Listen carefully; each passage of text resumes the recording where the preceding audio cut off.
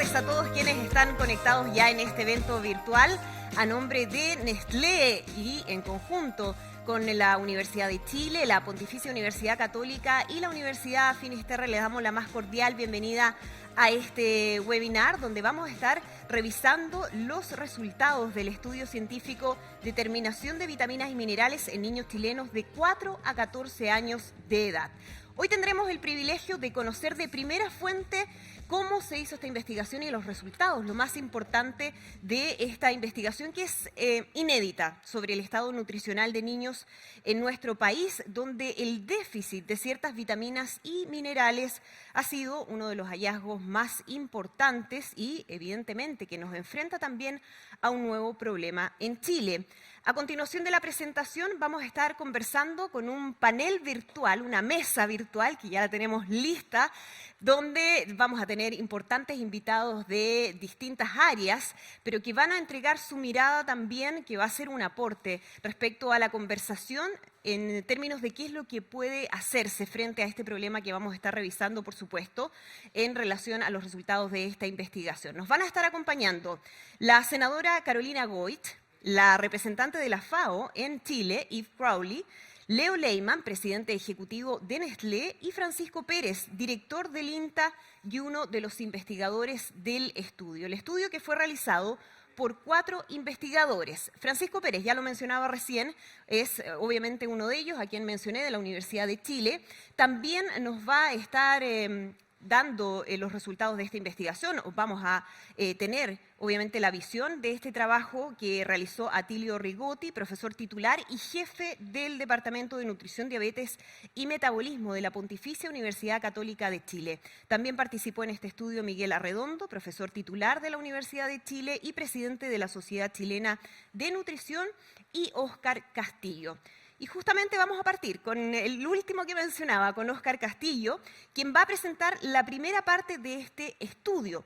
¿Por qué es tan importante? Porque él participó directamente, ¿no? Óscar es nutricionista de la Universidad de Chile y magíster en nutrición de la Pontificia Universidad Católica. Es además past president de la Sociedad Chilena de Nutrición y actualmente es director de la Escuela de Nutrición y Dietética de la Universidad Finisterre, donde también hace clases. Antes de partir con Óscar, quiero darles un par de datitos que van a ser muy importantes durante todo este evento. Recordarles que desde ahora y durante todo este webinar van a poder dejarnos a la derecha de su pantalla, y lo pueden revisar inmediatamente, algunas preguntas, dudas que vayan surgiendo directamente hacia nuestros expositores o posteriormente ya en nuestra mesa de conversación. Vamos a recogerlas y vamos a tratar de responder la mayor cantidad de esas preguntas. Ahora sí. Quiero preguntarle directamente a Óscar, ¿por qué decimos que este es un estudio inédito en Chile y el más sólido en términos de los resultados también en Latinoamérica? ¿A qué exactamente nos estamos refiriendo? ¿Cuál ha sido también la génesis de esta investigación? Óscar.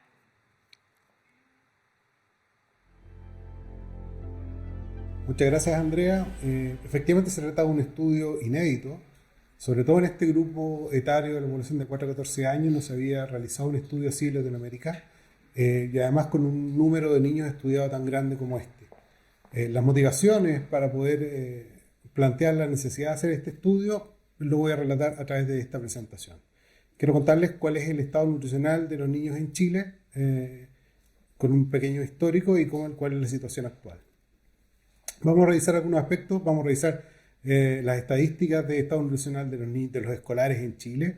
Vamos a ver algunos condicionantes del estado nutricional, como puede ser el consumo de alimentos y la actividad física, y además con qué datos contamos desde el punto de vista de los micronutrientes, vitaminas y minerales en plasma de los niños escolares en Chile. Vamos a partir revisando algunas estadísticas del estado nutricional. Partimos con esta gráfica que es muy interesante porque nos muestra la evolución que ha tenido el estado nutricional en los escolares de primeros básicos, de 6 años, desde la década del 60 hasta el año pasado. Y podemos ver que en la década del 60 lo que predominaba era el bajo peso y la desnutrición, con prevalencia sobre el 35%, y en la obesidad era inferior al 5%. Esto fue evolucionando, se tomaron medidas a nivel gubernamental y rápidamente comenzó a bajar la desnutrición, y en la década del 90 se produce el cruce donde disminuye en la prevalencia de desnutrición y empieza a superar la desnutrición, empieza a hacer superar la desnutrición por la obesidad. Finalmente, a partir del año 2000 aproximadamente, la desnutrición está prácticamente controlada en nuestra población, pero por el contrario, las estadísticas de obesidad siguen subiendo y se han descontrolado en el último tiempo. Ahora vemos una visión de la última década, y en la última década lo que ha ocurrido es que progresivamente ha ido disminuyendo el estado nutricional normal en los escolares, se han mantenido más o menos estable el bajo peso y el sobrepeso, y ha ido aumentando paralelamente, también de manera progresiva, la obesidad, configurando el panorama que tenemos ahora. Estos datos corresponden al mapa nutricional de la JUNAEP, el que se publica todos los años, y que es muy interesante porque es un dato que estudia alrededor de 9.000 colegios a nivel del país, con un gran número de niños estudiados, pero que tiene un pequeño problema, un pequeño inconveniente, es que solo estudia colegios públicos y deja fuera colegios privados. Por lo tanto, si bien estudia un gran número de niños, no está representado en los niveles socioeconómicos más altos, ¿ya? Por lo mismo, ahora vamos a ver el estado nutricional global de los niños estudiados por la JUNAEP. Vemos que apenas un 41% de los niños tiene un estado nutricional normal. Más del 50% tiene exceso de peso, 29% sobrepeso y 23% obesidad. Y lo preocupante es que de este 23% de obesidad, además un 6% es una obesidad severa, configurándose en un problema mucho más serio. Si hacemos un desglose por edad de estos resultados y vemos la malnutrición por exceso en los niños de prekinder, kinder, primero básico, quinto básico y primero medio, que son los niveles que se estudian, vemos que la mayor prevalencia de malnutrición por exceso se presenta en quinto básico con un 60%. Sin embargo, prekinder, kinder y primero básico también tienen una prevalencia superior al 50%. Solo primero medio tiene alrededor de un 48% de exceso de peso, sobrepeso y obesidad sumado. Si solo hacemos un zoom a cómo está la realidad de la obesidad en estos niños, prácticamente un 28% de los niños de quinto básico presenta obesidad, alrededor de un 25% en los niños de kinder y primero básico, 24% en prekinder y cerca de un 16% en primero medio. Por lo tanto, es un problema el exceso de peso y la obesidad transversal prácticamente a todas las edades de los escolares de nuestro país. Si bien se trata solo de escuelas públicas, de todos modos hay diferencias en el nivel socioeconómico entre estas escuelas públicas dependiendo de la comuna en la que se encuentran. Y así es como si estudiamos las escuelas del Gran Santiago, podemos ver algunos comentarios relativos a nivel socioeconómico. Por ejemplo, que los estudiantes del primer quintil del nivel socioeconómico, que son aquellos que tienen un nivel socioeconómico más bajo, tienen un 38% más probabilidad de presentar obesidad que aquellos que corresponden al quinto quintil o el nivel socioeconómico más alto. Por el contrario, de manera inversa, aquellos que pertenecen al nivel socioeconómico más alto, que es el quinto quintil, tienen un 28% más posibilidades de tener un estado nutricional normal si lo comparamos con aquellos niños de nivel socioeconómico más bajo del primer quintil. Como vemos que es relevante el tema del nivel socioeconómico, quise citar este estudio que realizamos hace aproximadamente 10 años, que a pesar de que tiene esta antigüedad, fue hecha en un número muy cercano a 1.800 niños del Gran Santiago, pero que representaba todos los niveles socioeconómicos, desde muy bajo hasta el nivel más alto. Y si miramos esta gráfica, vemos que están separados por el nivel socioeconómico A más B corresponde al nivel alto y muy alto, el nivel CA a medio alto, CB a medio, D y E bajo y muy bajo. Y vemos que solo el nivel socioeconómico alto y muy alto presenta una alta prevalencia de niños con estado nutricional normal, sobre el 75%. Pero si vemos niños en nivel socioeconómico medio alto, medio, bajo y muy bajo, todos ellos están alrededor del 50% de niños con estado nutricional normal. Ustedes ven como en 10 años, que lo que le acabo de mostrar antes, incluso ha ido empeorando esta cifra de prevalencia de estado nutricional normal. El gran problema es que el grupo A y B, alto y muy alto, no supera el 5% de la población de niños en Chile. Por lo tanto, estamos hablando que un número muy pequeño de niños representa este grupo que tiene un estado nutricional normal. Si revisamos el consumo de alimentos en escolares, estos son los resultados de la encuesta nacional de consumo alimentario, una encuesta que se hizo a nivel nacional y que incluyó niños, sujetos de 2 años hacia arriba. Vemos que los niños se caracterizan porque consumen alimentos procesados como cereales procesados o cereales al desayuno, mucho más que la población de más edad. Y también son el grupo que representa un mayor consumo de azúcar, golosinas y otros alimentos dulces. Azúcar de mesa, productos azucarados, bebidas azucaradas, etc. Por lo tanto, este patrón de consumo de alimentos tiene que ver también con el desarrollo de este exceso de peso corporal. Cito nuevamente el estudio que les mostraba antes, que representa todos los niveles socioeconómicos, y lo interesante es que acá vemos de manera decreciente desde el nivel alto y más alto hasta el nivel bajo y muy bajo, y les muestro algunos antecedentes, como por ejemplo que los niños de nivel socioeconómico bajo, muy bajo, consumen más pan, consumen menos frutas y menos verduras, consumen menos productos lácteos, por lo tanto consumen menos calcio, que es un tema relevante, y consumen significativamente también mayores niveles de azúcar que los niños de nivel socioeconómico alto, muy alto. Por lo tanto, lo que vemos acá es un patrón de consumo de alimentos, un patrón de consumo alimentario más saludable en los niños de nivel socioeconómico alto y muy alto, y que va empeorando y se va haciendo un patrón alimentario de peor calidad en los niños de nivel socioeconómico más bajo, lo que evidentemente condiciona el estado nutricional que presentan. La actividad física es otro factor muy relevante para el control, por ejemplo, del sobrepeso y el exceso de peso, para prevenir que se presenten problemas por exceso de peso. Y si miramos los datos del mismo estudio que les acabo de mencionar, independientemente del nivel socioeconómico, la gran mayoría de los escolares en Chile presenta un bajo nivel de actividad física. Solo una pequeña parte tiene una actividad física regular, y el resto, y una fracción muy pequeña, el de 1% o menos, tiene una buena condición física. Por lo tanto, prácticamente independientemente del nivel socioeconómico, la actividad física que hacen los escolares en nuestro país es muy baja.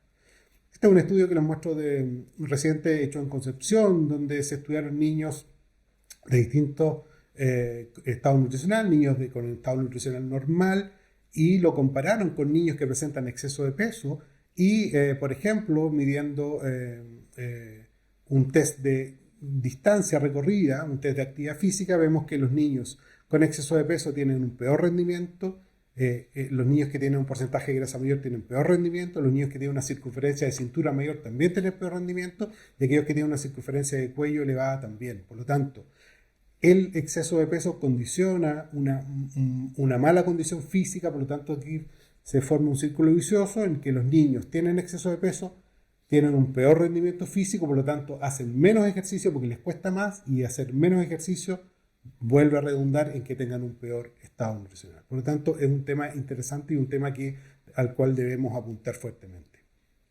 Finalizamos con el nivel de micronutrientes, vitaminas y minerales en plasma, y aquí lo que les quiero mostrar es una revisión que hicimos hace ya 5 años, donde en esta revisión lo que buscamos fueron distintos cómo estaba el estado nutricional de los niños escolares de 4 a 14 años, cuál era su consumo de alimentos, su actividad física y sus indicadores bioquímicos de vitaminas y minerales.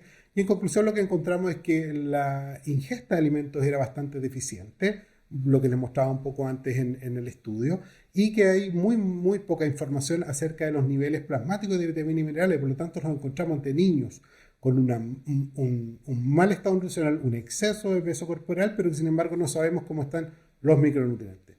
A raíz de esto fue que nosotros buscamos primero en entidades públicas cómo poder financiar un estudio para poder aclarar esta duda.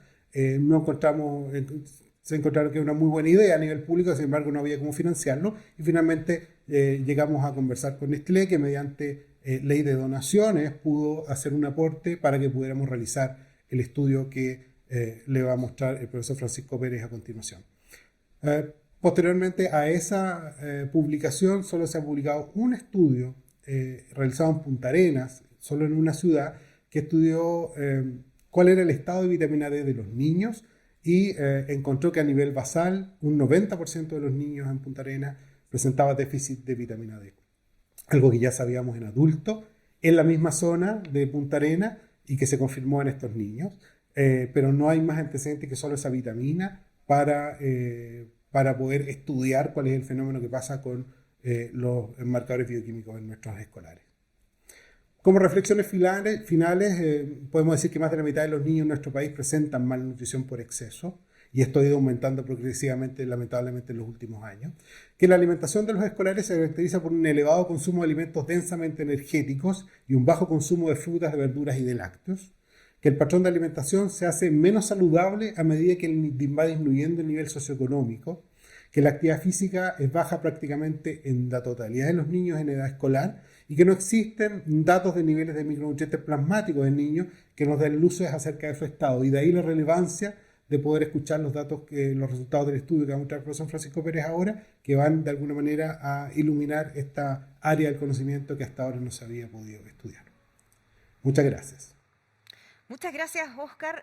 Realmente muy interesante, tremendamente revelador. Se nota ahí sin duda que un gran trabajo, un arduo trabajo de parte del equipo de investigación y además demuestra lo inédito de este estudio, como decíamos, desde el punto de vista de la técnica y también de la representatividad.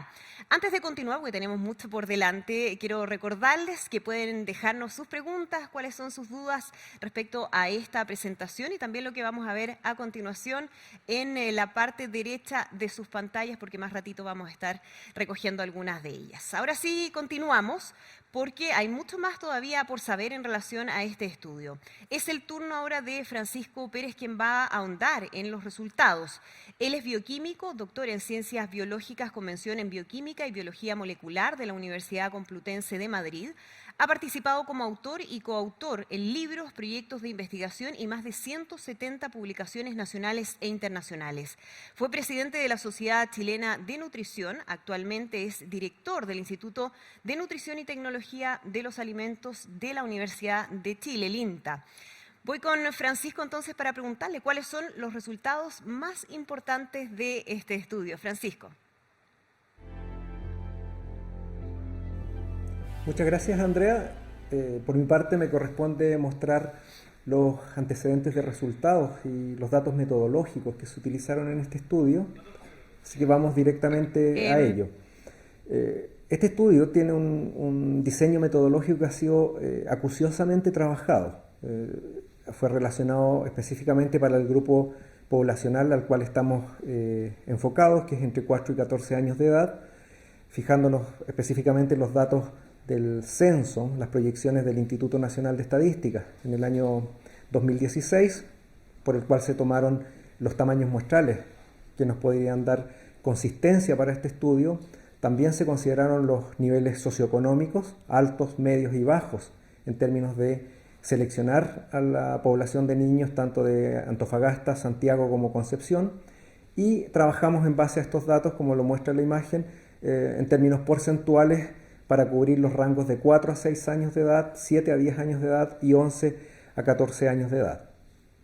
También desde el punto de vista metodológico, es un estudio estandarizado desde la perspectiva de la evaluación antropométrica, utilizando estándares de la OMS para los grupos de edad y género de los niños y niñas involucradas, estandarizado desde el punto de vista de la captura de información a través de la ingesta alimentaria y de nutrientes, con encuesta de frecuencia de consumo, con cuestionarios dirigidos a los padres, con metodología a través de página web para que pudieran contestar los padres cuando esto presentara algún tipo de dificultad. Cubrimos una amplia gama de productos y de consumo de alimentos. Se incluyeron algunas preguntas relativas al uso de dinero en gastos en alimentos en el colegio y encuestas también asociadas a algunas preguntas de actividad física y horas de pantalla, por ejemplo, televisión y celulares en los niños involucrados en este estudio. Finalmente, desde la perspectiva netamente metodológica, los biomarcadores que aquí determinamos, tanto vitaminas como minerales, utilizamos técnicas absolutamente reconocidas para los micronutrientes, zinc, cobre, hierro y calcio, como lo muestra allí la figura, y también desde el punto de vista de la metodología para las vitaminas que seleccionamos, que fueron vitamina D, vitamina B12, vitamina A y vitamina E, utilizando las técnicas más depuradas y más comparables con la literatura internacional. Este estudio fue presentado y validado por el Comité de Ética del Instituto de Nutrición y Tecnología de los Alimentos y tanto los padres como los niños entregaron su consentimiento informado y los niños menores entregaron su asentimiento informado de participación. Desde el punto de vista de los valores que determinamos acá, muestro una breve diapositiva de los rangos de referencia por los cuales nosotros estamos finalmente estableciendo nuestros patrones de determinación de todos los biomarcadores que analizamos y hacer tal vez un único énfasis para vitamina A y vitamina E que aparecen en esta tabla y que muestran valores de rangos de referencia desde los 7 a los 12 años y hacia arriba. Probablemente tenemos que hacer un énfasis particular en los niños menores, donde estos valores de vitamina A y vitamina E no están completamente consensuados desde el punto de vista de los rangos de referencia. Finalmente, en la parte netamente de los resultados que nosotros obtuvimos, muestro acá el estado nutricional, que tal como lo mostró anteriormente el profesor Óscar Castillo, muestra datos de sobrepeso y obesidad que son ciertamente preocupantes en la población analizada. Ustedes pueden ver allí 55,9 en Santiago, 52,1 en Concepción y 61,9 en Antofagasta. Eso es sobrepeso más obesidad, que está completamente de acuerdo con los datos que han sido publicados en los últimos años a través de la JUNAED y que nos muestran ciertamente que esto sigue siendo un problema a nivel de estas tres regiones que estamos analizando. Cuando miramos el rango de minerales en cada ciudad, tanto para hierro, cobre, zinc y calcio, que fueron los que utilizamos para analizar estos biomarcadores, en general, si lo miramos como rangos de distribución en la población, se ven bastante normales cuando tomamos a toda la población. Eso queda de manifiesto en esta figura, que se puede ver que las ciudades de Santiago, Concepción y Antofagasta en hierro, cobre, zinc y calcio se ven más o menos parecidas. Eso tiene que ver con la gráfica del valor promedio más su desviación estándar. No obstante, cuando utilizamos los puntos de referencia y los puntos de corte para determinar las deficiencias, nos encontramos con estos valores. Una deficiencia de hierro en Santiago de 19,8, Concepción 26,7 y Antofagasta 15,1, altamente significativa esta deficiencia de hierro en los niños de Concepción. Para cobre, fundamentalmente deficiencia de cobre de un 26,4 en los niños de Antofagasta. Para zinc, 20,8 de deficiencia en Santiago. Y en calcio, tal vez el valor más sorprendente es una deficiencia del 33% en los niños analizados provenientes de Antofagasta. Cuando miramos algunos cruces estadísticos respecto a los datos encuestales, encontramos que el calcio está estadísticamente asociado en forma significativa con el nivel socioeconómico. No se encontraron asociaciones con nivel socioeconómico para los otros micronutrientes como hierro, cobre y zinc.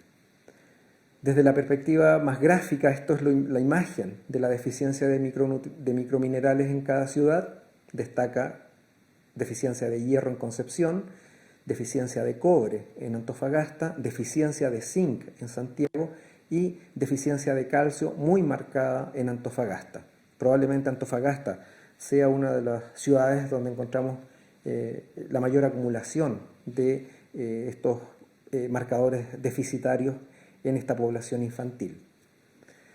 En el caso de las vitaminas, también, siguiendo la misma lógica, cuando uno muestra los valores globales en toda la población, aparentemente las vitaminas se mueven dentro de rangos bastante normales, que está puesto en forma gráfica en esta diapositiva. En general se ven valores comparables entre Santiago, Concepción y Antofagasta para las 4 vitaminas analizadas desde el punto de vista de distribución global.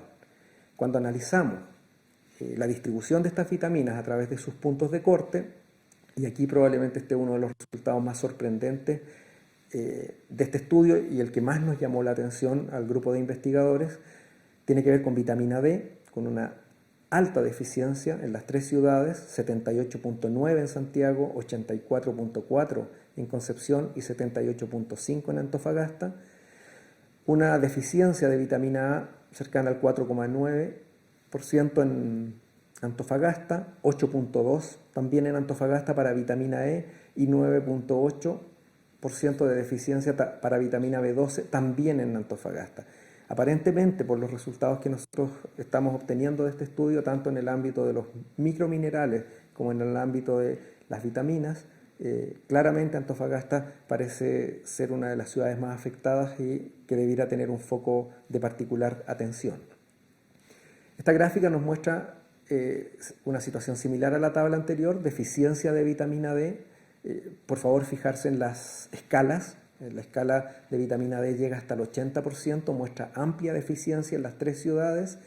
Vitamina A tiene una escala distinta, ¿ya?, con una deficiencia también significativa en Antofagasta.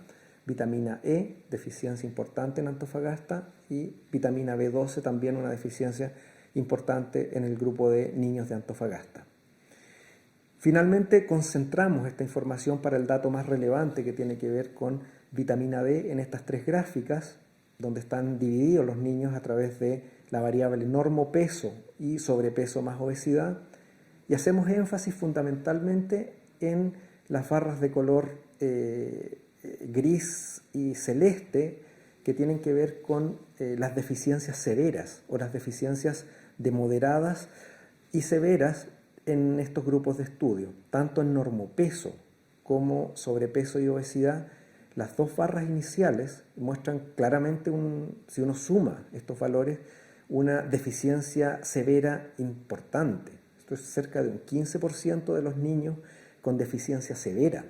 Eso es un valor de vitamina D inferior a 5 nanogramos por ml, lo que resulta un dato tremendamente relevante, porque sacar a una persona, a un paciente, de una deficiencia severa de esta magnitud probablemente involucre una intervención a gran escala y por un periodo de tiempo bastante importante.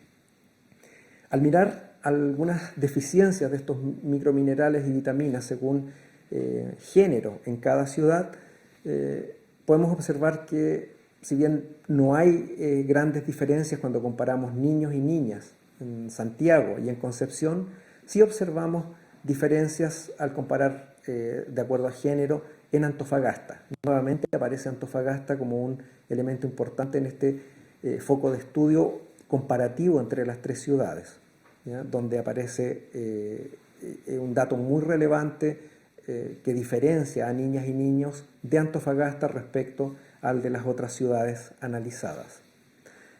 Un detalle también interesante que rescatamos de esta investigación tiene que ver con los excesos, ¿ya? Esto tiene que ver una gráfica tanto en microminerales como en vitaminas que muestra algunos grupos particulares, ¿ya?, con excesos. Aquí destaca fundamentalmente cobre, que probablemente pudiese tener alguna relación con el análisis de las aguas, ¿ya?, que bebe cada una de estas ciudades.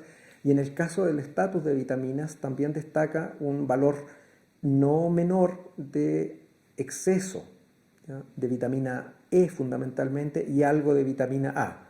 Y posiblemente el mensaje aquí tenga que ver con a lo mejor una corrección desde el punto de vista del panel alimentario, ¿ya?, de los suplementos, y dirigir tal vez el esfuerzo de una vitamina que está en exceso para cubrir las necesidades de otra vitamina que esté en déficit.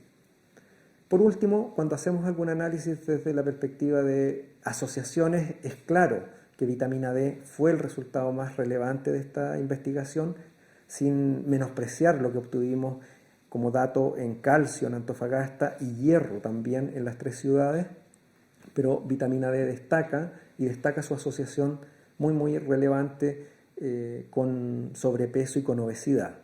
Y también cuando observamos una de las formas de corregir probablemente esta deficiencia, también nos aparece una relación muy significativa respecto a el consumo de lácteos, por ejemplo, que está asociado a una mejora del estatus de esta vitamina D cuando consideramos el global de estas 3 ciudades.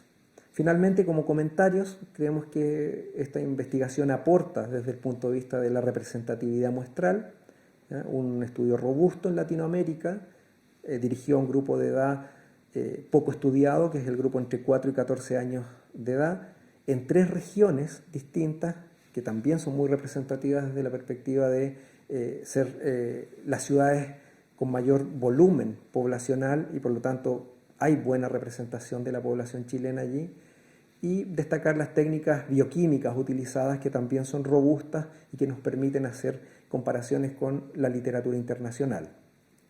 Aporta datos nuevos sobre el estatus de vitaminas y minerales en las 3 ciudades, muestra un alto déficit de vitamina D en las 3 ciudades que debiera consignar una atención especial. Hierro, calcio y zinc también muestran déficit. Algunos de estos datos, como el de zinc, nos sorprenden, ¿ya? También el de hierro, porque habían algunos reportes que no indicaban este tipo de deficiencia.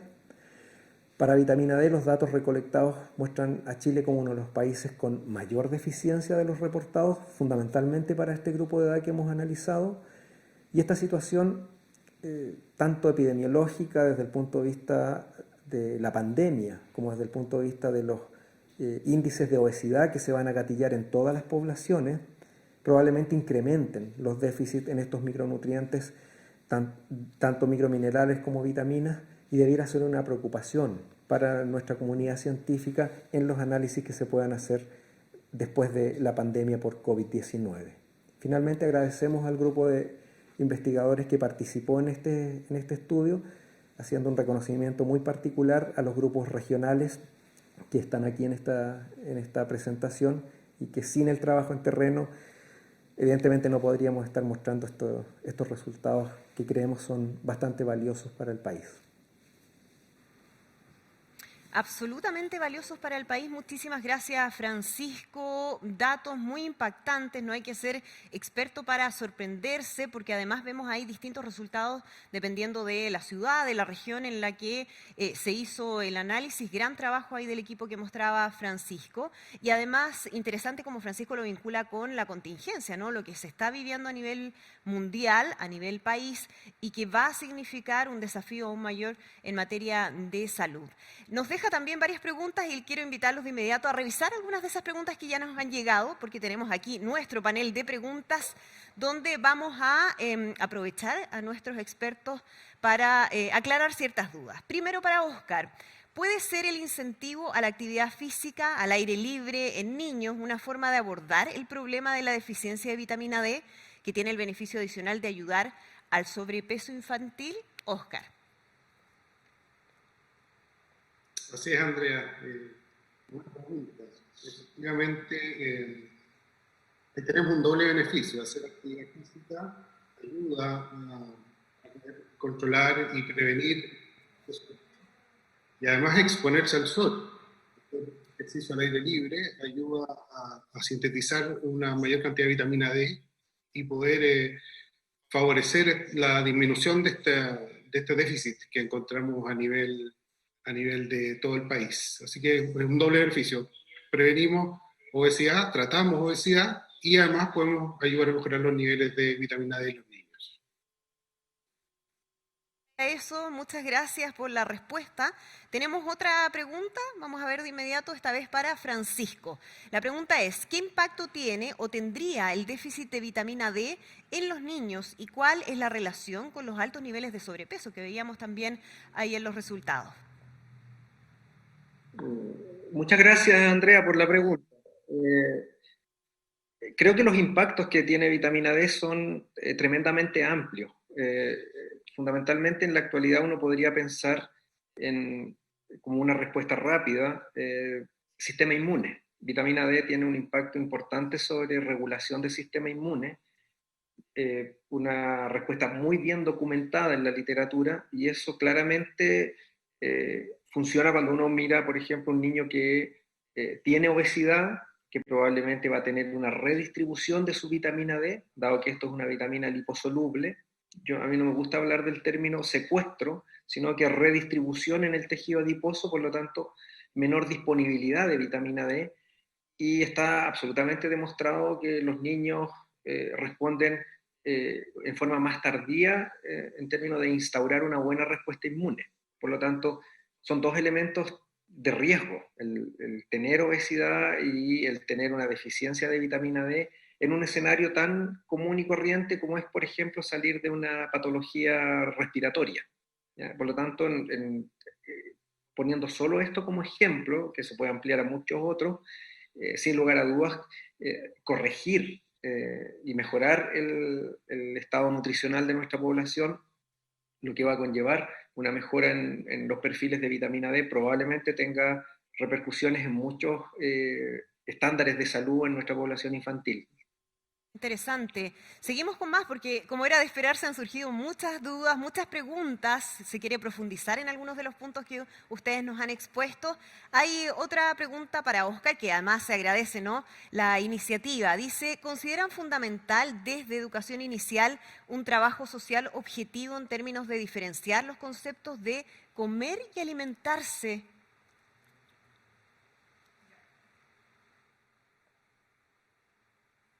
Efectivamente, primero el trabajo tiene que ser desde la educación inicial, como es la pregunta. Debemos empezar desde la educación parvularia en adelante, incorporando idealmente dentro del currículum establecido en los niños, enseñarles cómo comer, enseñar los grupos de alimentos, enseñar lo que es alimentación saludable y ayudarles a identificar cuáles son los alimentos que no son tan saludables o que debieran tener un consumo menos frecuente probablemente. Pero esa iniciativa, insisto, debe ser tomada desde edades tempranas, pero además deberá ser prácticamente una obligación, estar dentro de los currículums para que los niños pudieran ir formándose progresivamente, partiendo en el nivel, los niveles de pre-kinder hacia adelante, por ejemplo, o incluso más abajo, poco a poco, de manera progresiva, identificar los alimentos, identificar los nutrientes, identificar para qué sirven, por qué es importante comerlo y también por qué es importante comer en menor cantidad algunos otros alimentos, algunos otros nutrientes que no son tan necesarios o que podrían incluso traer complicaciones en el futuro. Pero claramente la educación clave a la hora de lograr conseguir resultados. Perfecto. Agradecemos a nuestros presentadores, también a quienes nos están haciendo llegar preguntas, hay mucho interés. Y le voy a pedir a Francisco que se quede conectado, eso sí, para seguir posteriormente con nuestro panel de conversación, que viene inmediatamente después. Sin duda, estas cifras son preocupantes, lo veíamos. Nos hacen plantearnos preguntas y nos desafían también a buscar soluciones, ver cómo vamos a enfrentar esta situación y cómo los distintos sectores del país pueden aportar a un tema tan relevante desde la perspectiva de la salud pública. Lo que sabemos, y eso se puede aplicar para muchas cosas, pero por supuesto también para esta, es que los grandes desafíos requieren soluciones que sean multidimensionales y además mancomunadas. Hay que buscar acciones conjuntas. Y es por eso que quisimos generar esta mesa virtual para profundizar en los resultados que conocíamos recién, tratar de buscar esas soluciones. Veíamos ahí que algunos de los principales problemas tienen que ver con estas carencias de vitaminas y minerales en los niños chilenos y por eso tenemos este panel muy variado con representantes de distintos sectores y por supuesto del más alto nivel. Se queda con nosotros entonces para exponer el punto de vista del mundo académico Francisco Pérez y se suman 3 nuevos invitados. Le damos ya la bienvenida a la senadora Carolina Goich, actual presidenta de la Comisión de Salud en la Cámara Alta. En su labor parlamentaria ha dado énfasis a iniciativas por el mejoramiento integral de la salud en Chile. Es autora de la recientemente promulgada Ley Nacional del Cáncer. Sabemos que estuvo harto tiempo peleando por eso. Senadora Goich, le damos la bienvenida. Muchas gracias por acompañarnos.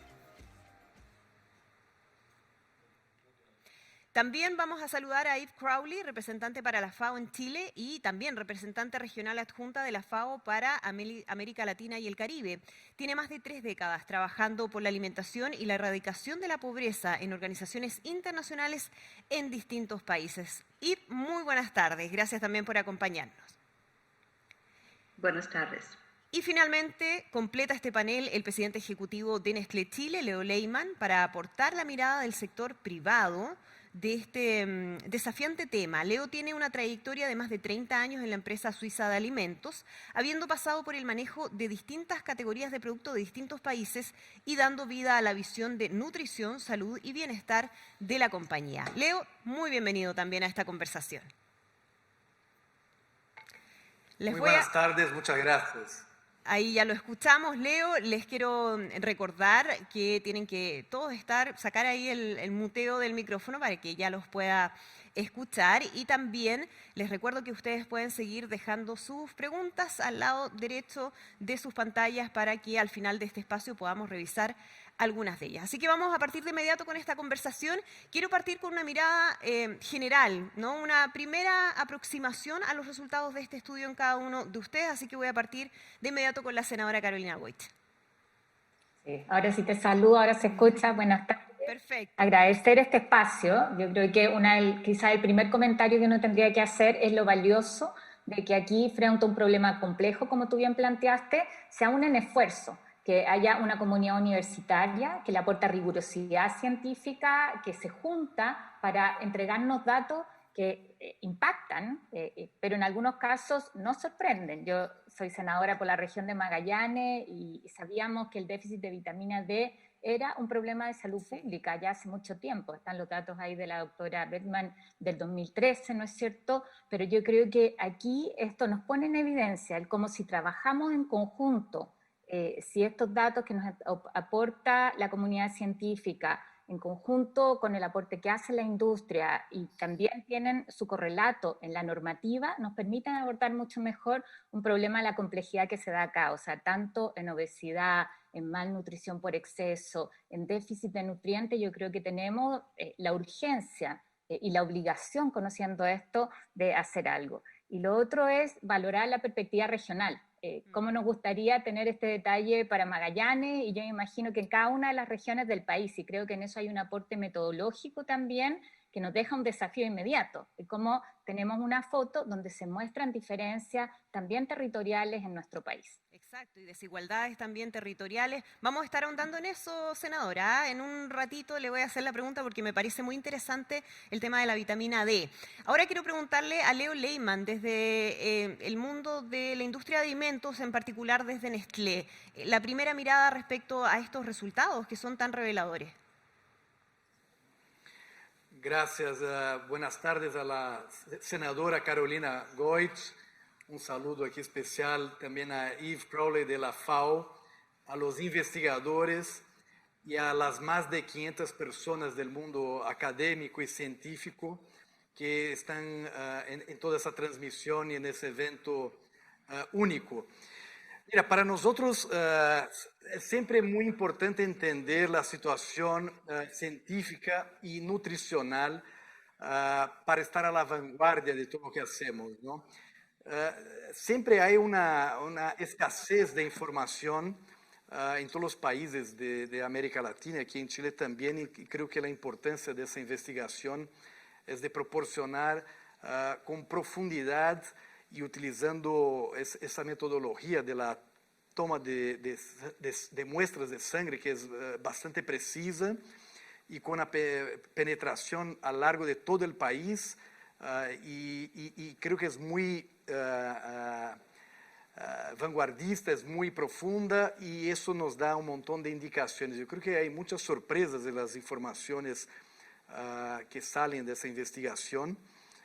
Obviamente existe una gran preocupación con el tema de la obesidad en los últimos años, que se ha discutido de forma muy profunda y sobre la cual nosotros también estamos bastante involucrados y comprometidos en su disminución.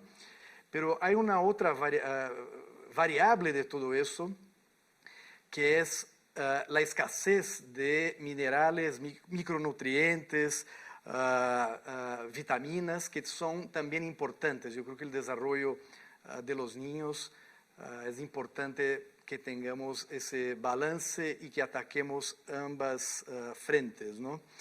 Y obviamente el tema de la alimentación es un tema muy cultural en todos los países.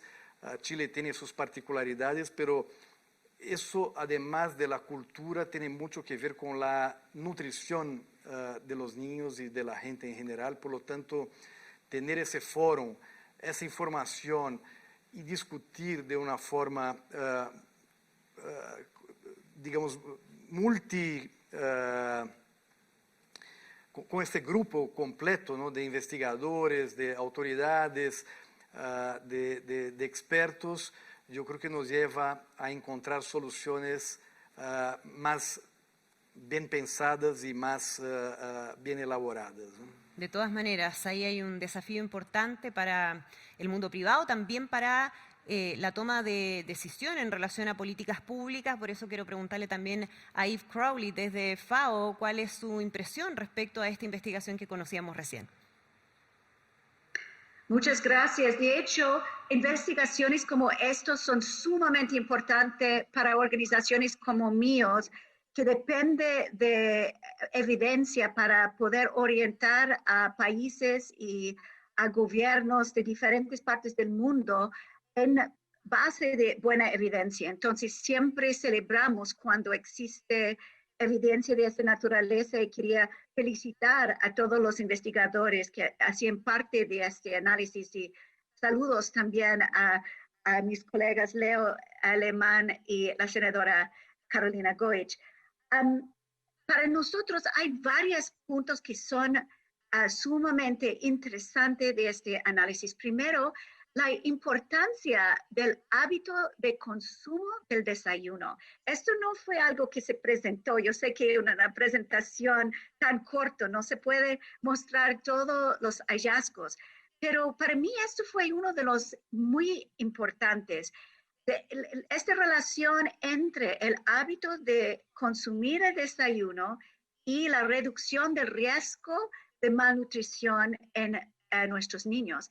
En un país como Chile, donde la tasa de sobrepeso infantil es del 9,3% en niños menores de 5 años, que supera el promedio a nivel regional por 2 puntos, saber que esta comida puede tener un rol importante si contiene las calorías y nutrientes apropiados en el control del peso es algo importante. Porque también después tiene sus impactos sobre los factores de riesgo cardiometabólicos. Y ya sabemos que tomar desayuno ayuda en mejorar el rendimiento cognitivo, memoria, aprendizaje, pero esa parte de relación con el control del sobrepeso y obesidad me parece muy interesante. Otra parte es la relación estadísticamente significativo entre el estado nutricional y el nivel socioeconómico, que es algo que corrobora lo que hemos visto hace décadas en la nutrición y salud en general, pero aquí muestra esta relación estadísticamente significativa entre vitamina E y calcio y las poblaciones con menos recursos. Y apunta a la importancia de hacer chequeos y controles más frecuentes y tener políticas y medidas dirigidas específicamente a estos grupos socioeconómicos que tienen mayor problemas de acceso a estos nutrientes. Y finalmente, el otro punto que para mí fue importante es información sobre la vitamina D y cuán grande es esa deficiencia en la población chilena en todos esos 3 territorios y la relación entre este déficit y la exposición a pantallas, que yo creo es un tema importante para todos, pero aún más en un contexto donde estamos en COVID, con confinamiento, sin exposición al sol, con más tiempo frente a la pantalla, entonces aumenta aún más estos riesgos para la población y los datos muestran que ya es una situación bien grave. Entonces la pregunta ahora es cómo resolverlo y dado el estado urgente de encontrar soluciones. Y para eso estamos en este evento virtual, justamente para buscar esas soluciones, para conocer la información. Es muy importante tener los datos para tomar decisiones. Ahí tenemos datos que son bien reveladores y por lo mismo quiero preguntarle a Francisco, ¿no? Después de todo el estudio y la investigación que se ha realizado, ¿cuál cree, Francisco, que es quizás lo más preocupante, lo más urgente en materia de salud pública que conocemos a través de este estudio? Bueno, primeramente yo creo que más allá de los datos duros que se obtienen a través de las mediciones que logramos hacer, me preocupan dos dos aspectos muy relevantes. Uno que ya lo mencionaba ahí, tiene que ver con que esto va a afectar, está afectando por años y no ha podido ser corregido a los estratos socioeconómicos más bajos. Es ahí donde se produce una variable de inequidad bien importante para la distribución de estos micronutrientes que tenemos que tratar de abordar de alguna forma. Yo creo que es muy importante primero conocer el dato que tiene que ver con la distribución de estos micronutrientes en esta población para poder aplicar alguna solución realista pensando en los mecanismos que tenemos para ejercer algún tipo de mejoramiento. Y eso me lleva a pensar primero en el programa PAE, ¿ya?, de alimentación escolar, y sin dejar tampoco de pensar, a pesar de que no es parte del estudio, en otros grupos vulnerables, como son las personas mayores, donde también existe un programa de apoyo, como es el PACAM. Yo creo que estos datos, siempre lo he dicho, los ponemos a disposición como dato público, porque va a permitir que entidades que están más relacionadas con la toma de decisiones puedan hacerlo basado en este insumo. Como grupo científico ponemos a disposición completamente nuestros datos, como lo hemos hecho siempre, tratando de que esto permita mejorar la nutrición de nuestro país y fundamentalmente la nutrición en grupos vulnerables. Exacto, y ahí hay desafíos importantes. Quiero preguntarle a Leo Lehmann. Leo, tengo entendido que Nestlé no solamente en Chile, sino que también en otros países realiza o apoya estudios de este tipo con foco en los niños. Y algunos se podrán preguntar por qué la empresa privada participa apoyando investigaciones como estas, que son evidentemente muy específicas, pero de interés público, y que van más allá de lo que uno podría pensar es el rol empresarial propiamente tal.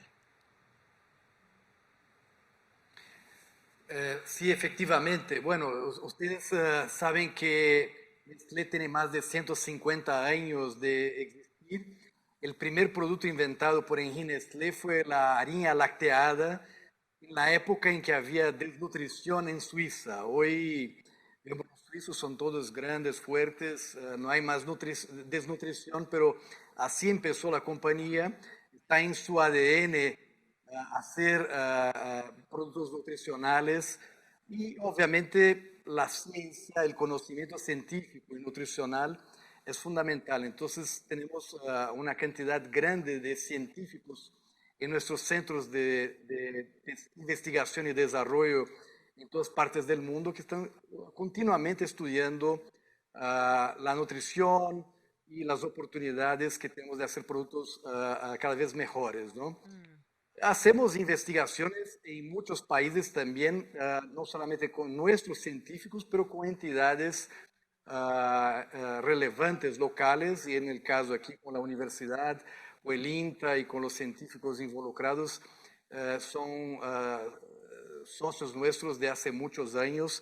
¿Y para qué hacemos eso? Finalmente para compartir con la sociedad, con la autoridad, con los científicos esas informaciones, y para mejorar nuestros productos también. Es bien importante hacer algo en términos de prácticos en la renovación y la innovación de nuestros productos, tratar de solucionar los problemas nutricionales identificados en las investigaciones. La alimentación es algo que quiere ser placentero, agradable, buen sabor, pero fundamentalmente también tiene un impacto tremendo en la nutrición de los niños y de toda la población. Entonces, es por eso que hacemos ese tipo de investigaciones en conjunto con entidades como esa. Y eso parece cada vez más importante.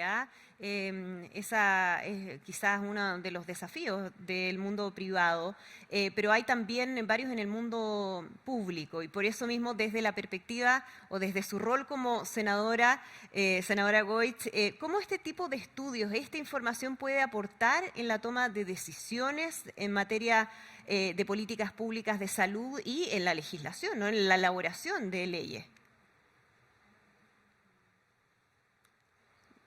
Hay dos cosas, Andrea. O sea, estos datos lo que hacen es ponernos la evidencia de la urgencia de tener en esto, implementar políticas. Yo quiero destacar además que respecto a la vitamina D, por ejemplo, ya hay camino avanzado. Hay una propuesta de un grupo de la Facultad de Medicina de la Universidad Católica que detalla, ¿no es cierto?, cómo nosotros podríamos abordar una política nacional de fortificación alimentaria y donde parte de lo que señala es cómo en esto tiene que comprometerse no solo el mundo académico, sino también la industria, las pequeñas y medianas y más grandes empresas, cuál es el rol normativo, cómo hacemos algo que es clave, el seguimiento de esa política. Yo creo que la legislación es sin duda una pieza clave. Nosotros lo hemos visto con la ley de etiquetado de alimentos, que yo no tengo duda de que quizás el principal impacto que tuvo fue justamente cómo obligó a la industria a mejorar la composición de sus alimentos. Pero hemos visto que en términos del cambio cultural que se requiere, todavía tenemos datos que no se han impactado en términos de obesidad infantil. O sea, seguimos mostrando un aumento que es alarmante. Entonces, yo creo que el desafío acá es cómo nosotros tenemos un trabajo en conjunto donde cada uno de los actores aporte para problemas que son complejos. A mí me gustaría que esa sea la línea que impulsa este esfuerzo que se da hoy día. Nosotros necesitamos que este no sea un solo estudio, sino que yo parto de poner el desafío sobre la mesa, de expandirlo a otras regiones, de darle continuidad que nos permita ir midiendo la evolución de estos indicadores, pero eso tiene que ir a la par de decisiones de política pública, que yo creo que hoy día no solo estamos en condiciones de tomar, existe propuesta también y tenemos, yo diría, el compromiso, una vez que conocemos los datos, de implementarlo. Sí, de todas maneras, se veía ahí en la imagen, en el interno, a Eve Crowley afirmando sus palabras, sus declaraciones. Quiero hacerle una pregunta a Eve, pero me gustaría también a ver si ustedes quieren ir recogiendo también o aportando al final de la pregunta de algunos de nuestros panelistas, lo pueden hacer. Vamos a tener ahí un poquito de flexibilidad. Así que Eve Crowley, si quiere recoger algo de lo que ha dicho la senadora Goetz, para hacerle también una pregunta bien específica. Sí, básicamente estoy completamente de acuerdo de la importancia de un esfuerzo mancomunado y una mirada desde un sistema alimentario, porque estos problemas no son problemas en aislación. La carencia en nutrientes, la desnutrición, la obesidad y sobrepeso, todos fueron presentados aquí y todos son productos de un sistema alimentario y tenemos que abordarlo desde los consumidores hasta los productores, todos los actores que hacen parte de este sistema. Y tiene además efectos en varias dimensiones y eso es súper relevante también tenerlo en cuenta. Estas deficiencias de micronutrientes, Yves, es también conocida como hambre oculta.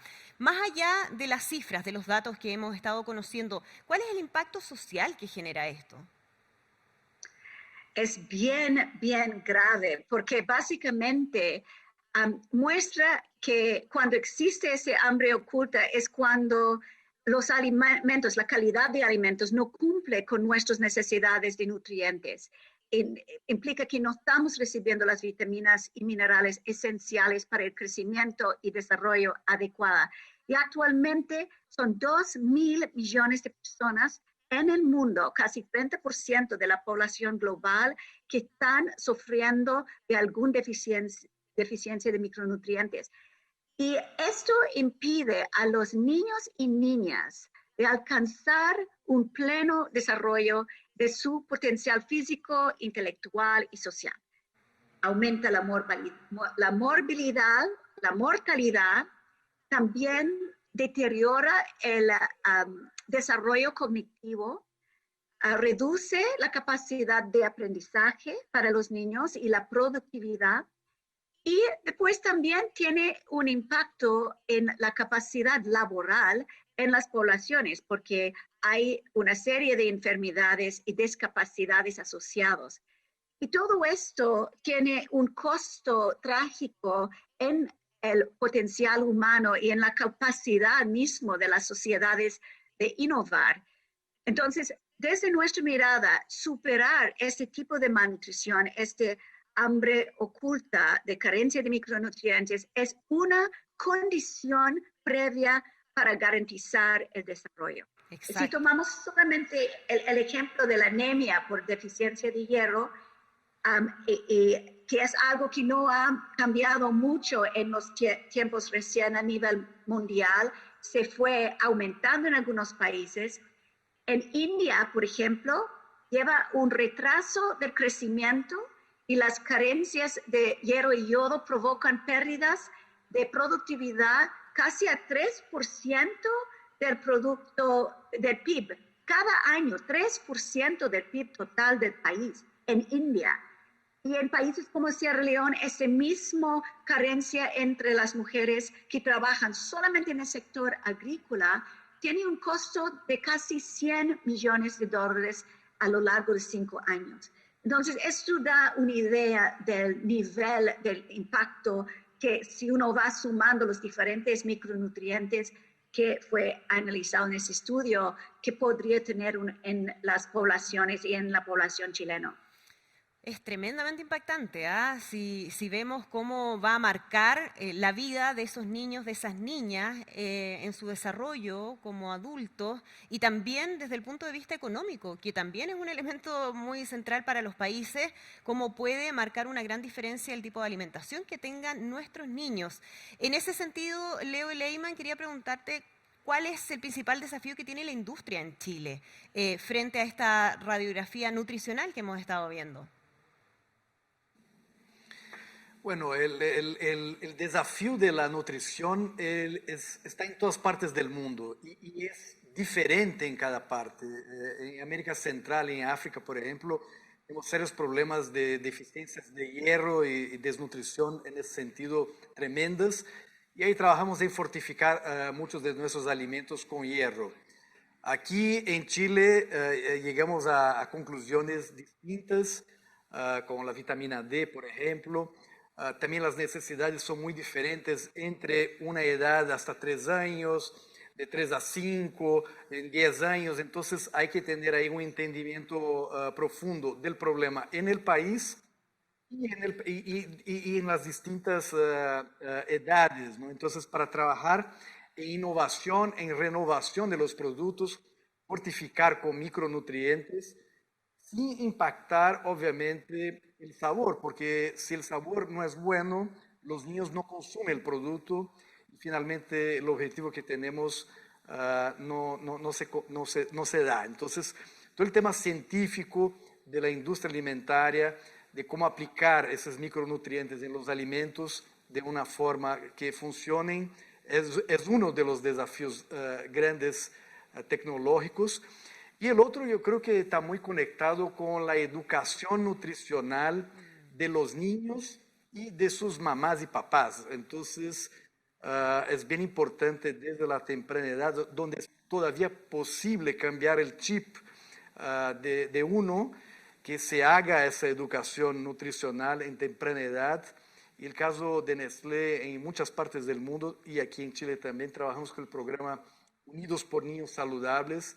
En Chile llegamos a más de 80,000 niños todos los años en todas las regiones del país y una gran cantidad de escuelas en la cual trabajamos de la mano con los maestros, con los directores, tratando de cambiar ese chip, de enseñarles lo que es una lonchera saludable, la importancia de la actividad física, de la hidratación, de cómo debe ser compuesto un plato saludable. Y creemos que ese esfuerzo combinado de una buena educación nutricional desde temprana edad y también la parte científica aplicada a la tecnología de alimentos son caminos importantes para atacarnos ese problema. Educación nutricional, ahí hay una clave. Quiero aprovechar de preguntarle a la senadora Goich, porque también hacía referencia a eso. Hay cambios de legislación, pero hay cambios que tienen que ser más estructurales, más profundos y que cuestan también tiempo en que ocurran. En eso, además, hay un cambio de cómo asumimos enfrentar los problemas de salud. nosotros tenemos que cambiar el eje de ir al doctor cuando ya nos sentimos demasiado mal a cómo avanzamos en los aspectos preventivos. O sea, si uno proyecta lo que significan estos datos en nuestros niños, el problema de salud que tenemos a futuro es gravísimo. Entonces, tenemos que hacernos cargo de eso, de entender que la salud está cruzada por los determinantes sociales y que si no impactamos los determinantes sociales no vamos a ser exitosos en la estrategia de salud. Creo que esto nos lo muestra con mucha claridad, y la importancia de ir cambiando hábitos. Yo en esto no puedo dejar de referirme a el sedentarismo, que es algo que también nos muestra la necesidad de actividad física. Nosotros podemos tener una propuesta de fortificación alimentaria, pero si no lo sumamos a otras medidas, incluso el suplemento directo que se puede justificar, y yo creo que es parte de lo que hay que hacer en algunos territorios específicos, pero si eso no va acompañado de que nuestros niños hagan más actividad física, no vamos a ser exitosos. Y yo siento que eso hoy día, cruzado con lo que estamos viviendo en la pandemia, es un desafío mayor. O sea, los datos de la última encuesta nacional de salud nos enseñan que el 87% nos señala que de los chilenos son sedentarios. Entonces uno dice, ¿cuál es el modelo que le estamos mostrando a nuestros niños? Cómo cambian la sala de clases para que sea una sala no donde el niño está sentado y ahora además frente a una pantalla, sino que tiene que salir al patio, tiene que explorar, tiene que tener otras lógicas de aprendizaje, y eso impacta también en la salud.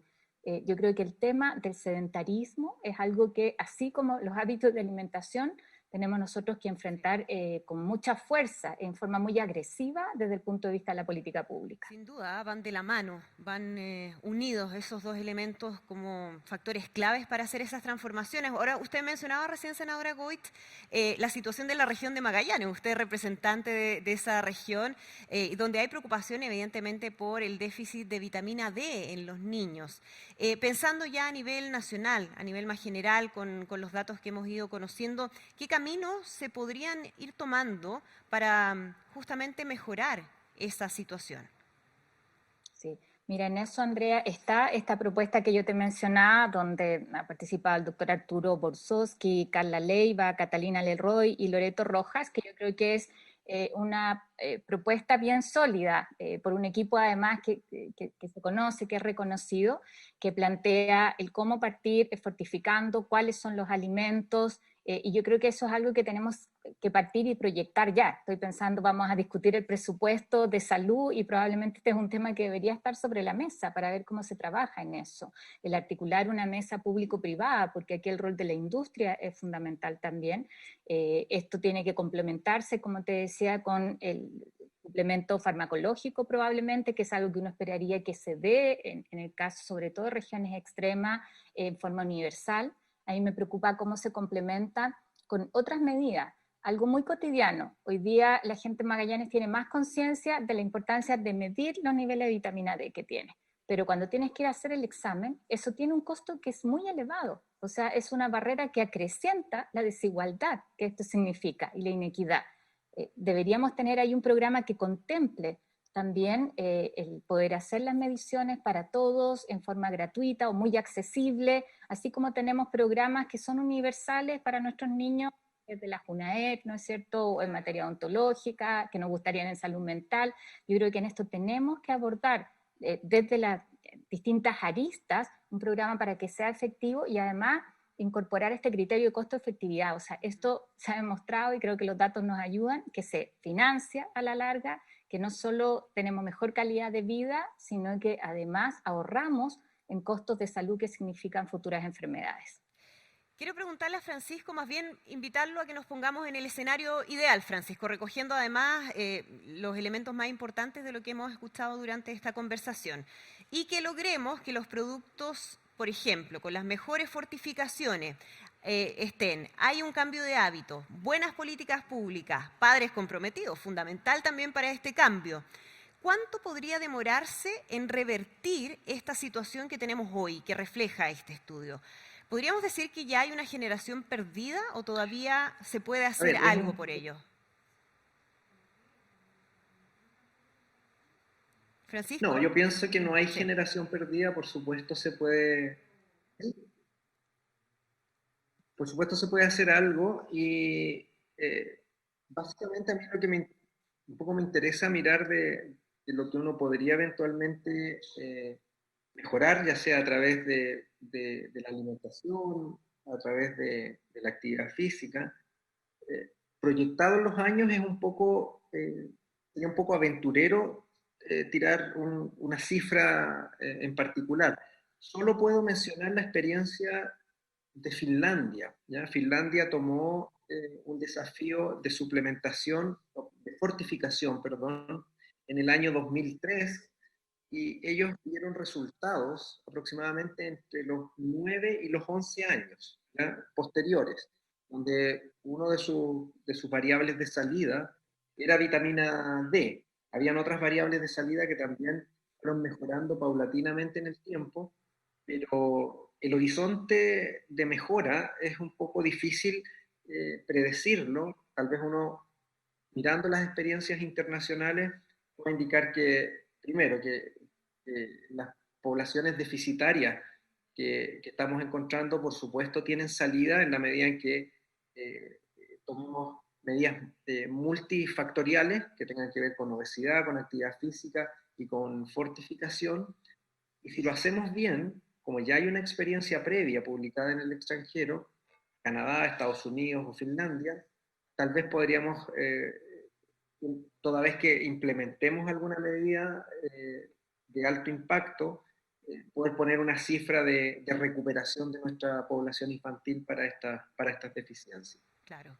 Quiero preguntarle a Yves, respecto a un concepto que he escuchado harto en esta conversación, el rol de la fortificación. Y además de eso, desde tu perspectiva ahí, ¿cómo podemos avanzar en un trabajo mancomunado, en un trabajo conjunto de todos los ámbitos que están presentes aquí en esta conversación también para abordar este problema, ojalá en el más corto plazo posible? Sí, de hecho es una cosa que me gustaría añadir a lo que los demás ya dijeron, y yo estoy de acuerdo con las medidas señaladas, es que también vemos que el crecimiento económico crea oportunidades y es una de las tendencias que ayudan en prevenir y controlar las carencias de micronutrientes. Entonces, tenemos que, es un tema particularmente preocupante en un contexto de recesión económico, porque también tenemos evidencia de que muchos consumidores están comprando alimentos más baratos que no necesariamente son más nutritivos. Estrategias de desarrollo agrícola que promueven actividades de alto valor del punto de vista nutricional, por un lado, y del punto de vista también de ingresos para los productores, como producción de ganado, de frutas y hortalizas. Estas son medidas importantes porque ayudan en la diversificación de las dietas. Es algo que se puede hacer ya. Y otras partes incluyen complementos alimentarios dirigidos a los más vulnerables, especialmente en los primeros 1000 días de vida, entre la concepción y el 2 años. Esto es la época mágica donde la nutrición, una buena nutrición y un buen acceso a las vitaminas y micronutrientes tienen impactos a todo lo largo de la vida. Y el otro, claro, son programas nacionales de enriquecimiento de productos básicos, que son estrategias bien rentables. Una iniciativa interesante es lo que se llama el International Breakfast Research Initiative, que era un primer estudio colaborativo transatlántico sobre la calidad nutricional del desayuno. Y tenía muestras representativas de 6 países diferentes y mostró que había similitudes energéticas entre los desayunos de diferentes países, estos 6 países, pero también tenía diversidad grande en las opciones locales de los alimentos disponibles para el desayuno y el contexto cultural de cómo y cuándo tomar el desayuno. Y todo esto muestra que, según mi punto de vista, el trabajo mancomunado se debe abordar no solo desde la decisión de fortificar o no fortificar los alimentos, sino desde la problemática de una perspectiva del sistema alimentario, como ya mencioné, no solamente de perspectiva de consumidor, porque las elecciones que un consumidor tiene para alimentarse es básicamente determinados por el acceso físico y económico a los alimentos, por las preferencias culturales, alimentarias, las habilidades culinarias, el ambiente total alimentario. Esto es la parte clave. Entonces, la variedad de los alimentos disponibles, asequibles, convenientes, apetecibles, estos son los entornos. Y estos entornos después impactan directamente en sí o no y quién va a comer de una forma apropiada en términos de sus micronutrientes. Ahora, hay también opciones exitosas de fortificación. Sabemos que la desnutrición durante la niñez es algo, ese retraso en crecimiento tiene impactos a lo largo de la vida y aumenta la susceptibilidad a la obesidad y enfermedades no transmisibles. Y en muchos países es interesante que este fenómeno se encuentra al mismo tiempo que el fenómeno de obesidad y de desnutrición. Eso es lo que nosotros llamamos el doble o el triple carga de malnutrición, porque se puede encontrar sobre todo en hogares pobres y países pobres, en el mismo hogar, personas con retraso de crecimiento y con obesidad. Y a veces se encuentra esto en la misma persona. Entonces, esto es el doble y triple carga. Y lo más importante de todo es que todo lo que vemos aquí es un resultado de dietas basadas en alimentos ricos en calorías, pero pobres en los nutrientes necesarios para llevar un desarrollo humano y social adecuado. Exactamente, está tremendamente interesante esta conversación y por lo mismo han llegado muchas preguntas. Vamos a recoger algunas de esas preguntas porque ha habido mucho interés en participar. Les agradecemos a todos quienes lo han hecho. Hasta ahora vamos a tratar de contestar lo máximo posible y vamos a partir con una pregunta para Leo que dice: en Chile, ¿tienen más experiencia de trabajo conjunto con el mundo científico y académico? ¿Cómo lo hacen y por qué? Leo Leyman. Sí, como les mencioné, trabajamos con nuestros científicos que están en centros de desarrollo, de investigación y desarrollo en todo el mundo, es parte de nuestra actividad del día a día. Pero también aquí en Chile trabajamos hace muchos años con el premio Henri Nestlé, es un premio que tiene más de 15 años aquí y que premia de alguna forma el desarrollo científico, la investigación científica. Y es algo que fomentamos desde muchos años. También tenemos becas en el INTA desde hace más de una década, diplomados de innovación en la Universidad Católica de Chile y, en fin, trabajamos con investigaciones específicas como esas y es parte de la estrategia de la compañía de creación de valor compartido, donde no es solamente para sus accionistas el beneficio de nuestras actividades, sino cómo compartimos eso también con la sociedad donde operamos. Entonces, tener información científica, fomentar la ciencia, utilizar esa información en beneficio de los consumidores, pero también compartir con la autoridad, compartir con otras empresas que también pueden utilizar de una forma muy positiva esos conocimientos. Una vez que estamos hablando aquí de niños son el futuro del país y obviamente todos tenemos el mayor interés de que los niños sean saludables hoy y en el futuro. Exacto, estamos todos unidos en ese deseo. Tenemos más preguntas. Esta es para la senadora Carolina Goich. Dice, más allá de los que están hoy aquí presentando, ¿cuál puede ser el aporte de la sociedad civil? Sí, muy relevante también. ¿Qué hace la sociedad civil? ¿Cuál puede ser su aporte en la búsqueda de soluciones a esto? Mira, yo creo que es fundamental el aporte de la sociedad civil. Yo lo digo desde mi experiencia como legisladora. Tú mencionabas al principio la ley de cáncer, así como muchas otras iniciativas que me ha tocado sacar adelante han sido de la mano de la sociedad civil. Yo creo que en la medida en que la sociedad civil se compromete en la tramitación de una norma o en la tramitación de una ley, además se hace parte y eso nos ayuda a que después en su implementación también sean actores. Yo creo que ni la política ni ninguna otra medida resiste a estas alturas hacerse a puertas cerradas. Es fundamental el rol aquí, yo pienso, de la comunidad educativa. ¿Qué pasa al interior de la sala de clase? ¿Qué pasa con los padres? Y cómo aprovechamos ese espacio en conjunto para ir entregando pautas, para ir haciendo seguimiento. Nosotros estamos discutiendo hoy día una iniciativa que norma el funcionamiento de las ferias libres a propósito del COVID. Y uno dice, ¿cómo utilizamos también la organización que hay ahí para promover el consumo de productos más saludables que muchas veces no son necesariamente más caros? O te puedo poner otro ejemplo a propósito de alimentos que están próximos a vencer o que tienen falla, donde lo que estamos trabajando justamente es una iniciativa que impulsa la FAO, es como eso se entrega para sectores que hoy día están pasando hambre y son alimentos en buen estado, y eso sería imposible sin el rol de la comunidad educativa, así que, de la sociedad civil organizada.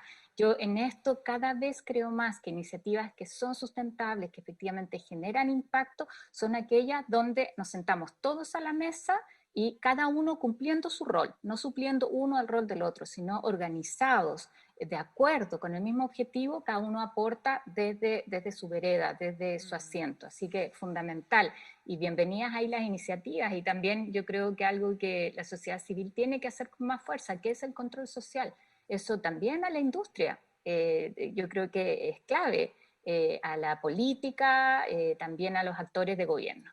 Por supuesto. Tenemos nuestra última pregunta, es para Yves, que dice lo siguiente. ¿Consideran que debería haber nutricionistas en los colegios haciendo evaluación y educación, Yves? Yo creo que esto sería muy importante si fuera posible. Entiendo que existe una competencia en las ciencias de nutrición en Chile muy alto. Muchas veces usamos esta competencia para apoyar a otros países y creo que podría ser incluso parte del desarrollo de esta profesión de estar asignado de una forma consistente a los colegios y a otros establecimientos educacionales para hacer esta medición y también llegar a un nivel de alfabetismo nutricional básica, porque se ve que aquí las índices y las tendencias muestran que corremos el riesgo de perder la batalla si no aumentamos esa conciencia y sensibilización. Y yo creo que la presencia de nutricionistas en los colegios puede ayudar mucho en esta tarea. Bien, muchísimas gracias a nuestros panelistas. Se nos fue el tiempo, nos hubiese encantado seguir conversando un tema tan interesante y además donde hay tanto que hacer. Así que muchas gracias a Leo, a Francisca, a Ivy, a la senadora Goich por conversar con nosotros esta noche y nos comenzamos a despedir porque, bueno, en Chile, lo sabemos y lo hemos conversado durante este webinar, queda todavía mucho por hacer. Son nuestros niños, es el futuro de nuestro país y se requiere urgentemente el compromiso de todos los actores de la sociedad para enfrentar este problema del que además muy poco se ha hablado hasta ahora y me parece que esta instancia por lo mismo también aporta muchísimo en ese sentido. Tenemos eso sí una buena noticia. La buena noticia es que hoy contamos con datos que nos dan la visibilidad necesaria para comenzar a actuar y para empezar a trabajar en la búsqueda de esas soluciones. Llegó el momento de despedirnos. Muchas gracias a todos quienes participaron en este evento evento virtual, ya lo agradecía a los panelistas, también a nuestros expositores, al equipo de investigadores, por supuesto, una gran felicitación por ese tremendo trabajo y a todos quienes han estado conectados con nosotros. Les aprovecho de contar que próximamente, a partir de mañana, me dicen, el contenido de este webinar va a estar disponible en este mismo sitio donde nos han estado acompañando. Muchísimas gracias entonces por habernos acompañado, que estén muy bien, muy buenas noches y a seguir cuidándose. Chao, chao.